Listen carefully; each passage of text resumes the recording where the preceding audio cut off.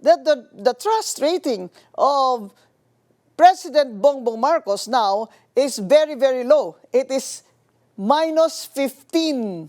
This is the lowest satisfaction or survey ng presidente ng Pilipinas ever, na ito yung pinakamababa, minus 15 sa social weather station ang survey ni President Bongbong Marcos. At lahat po ito ay dahil hindi po niya nasusolve ang mga malalaking problema na ating hinaharap. Number one, walang nakukulong na malalaking isda o mastermind sa flood control ghost projects. Pangalawa, hindi niya nasusolve yung unemployment problem natin na halos 3 million na ng Pilipino ay walang trabaho. Number 3, ang inflation rate ay napakataas at ayon sa survey ay more than half na ng mga Pilipino ang nakaranas ng gutom.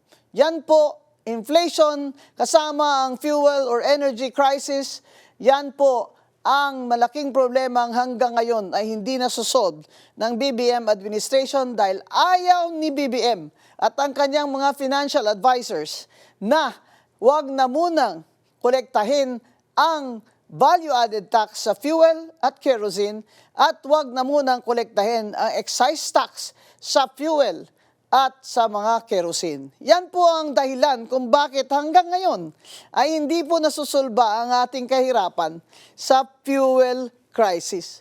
Hindi po masusolve ni BBM yan sa pag-import ng supply. Hindi po supply ang problema natin. Ang problema po natin, mga Pilipino, ay ang napakataas na presyo ng gasolina, krudo at ng kerosene. At yan po sana ay masusolve ni BBM kung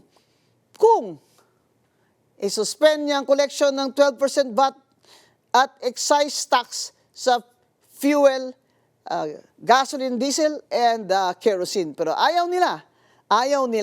Kasi may tinatarget po na collection ang Department of Finance para po magamit nila sa unprogrammed funds ni BBM sa ating budget. So ito yung gobyerno ni BBM na deficit na at nagbabayad ng utang ng mga 2 trillion a year at deficit ang ating budget. Ibig sabihin, hindi po nakakakolekta ng income o taxes ang ating gobyerno na sapat sa kanyang gustong igasta. Pero ang corruption index natin ay napakataas naman. Kaya sa buong Asia, ay sa corruption index ay number 3 or number 4 ang Philippines ngayon. At yan ang isa sa pinakamalakas na dahilan kung bakit ang satisfaction rating or dissatisfaction rating ni President Bongbong Marcos ay minus 15.